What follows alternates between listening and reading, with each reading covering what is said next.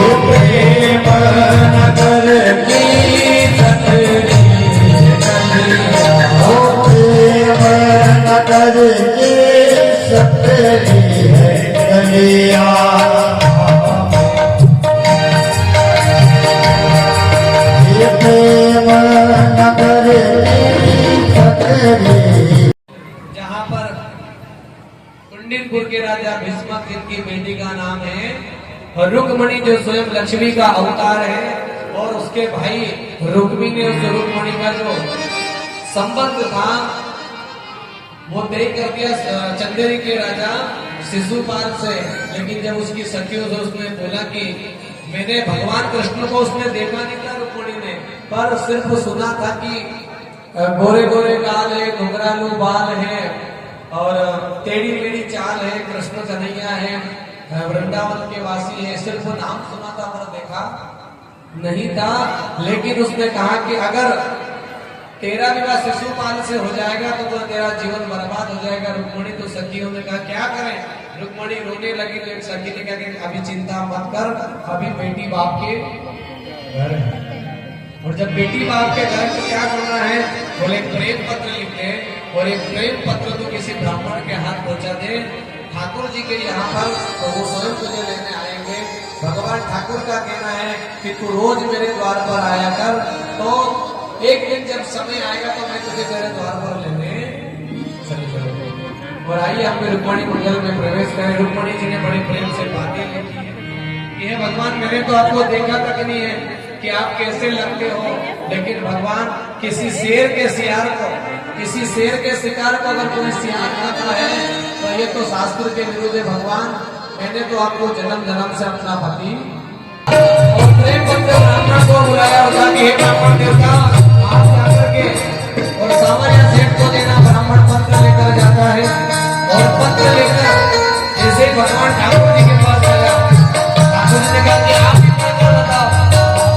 उसमें पूरा वर्णन लिखा था कि मैं कात्यायनी की पूजन करने जाऊंगी और भगवान मुझे वहीं से आवाज करके, और भगवान ने प्रेम पत्र रखा और उसी दिन अपना रथ तैयार करा और पहुंच जाते हैं कुंडिनपुर, जहाँ पर रुक्मणी अपने कुल देवताओं कुल देवी की पूजन करने जाती है।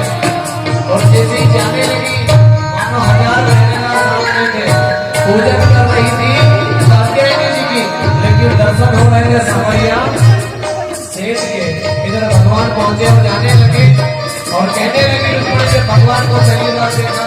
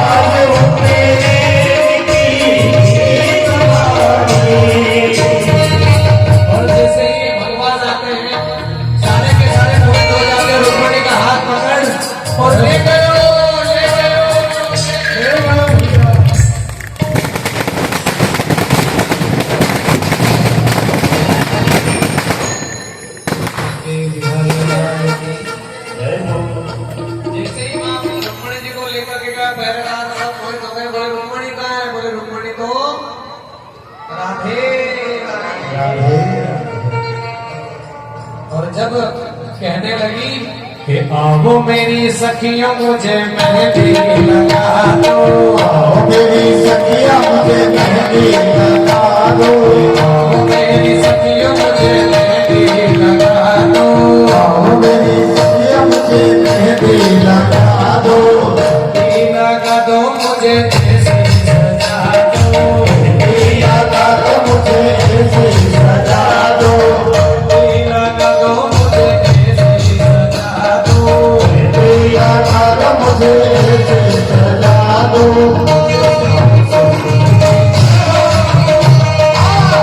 श्याम सुंदर की दुल्हन बना दो।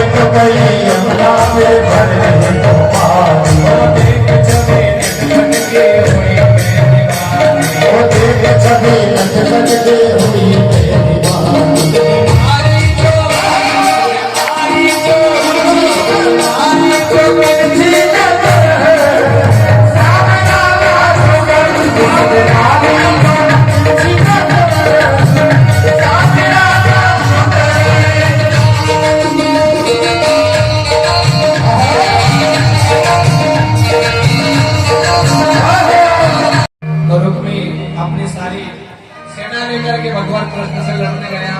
भगवान कृष्ण ने बहुत मारा पर फिर रुक्मिणी को दया आई कि है तो आपका ही साला, हो गई शादी। बोले आप साला बन गए आपको, तो रुक्मिणी को वापस घर भेज दिया और फिर व्यवस्थित धूमधाम से बारात लेकर के और भगवान कुंडिनपुर जाते हैं। तो आइए आप और आप भी भगवान रुक्मिणी और कृष्ण, चलिए खड़े हो जाइए दोनों। रुक्मिणी की इच्छा है शादी की।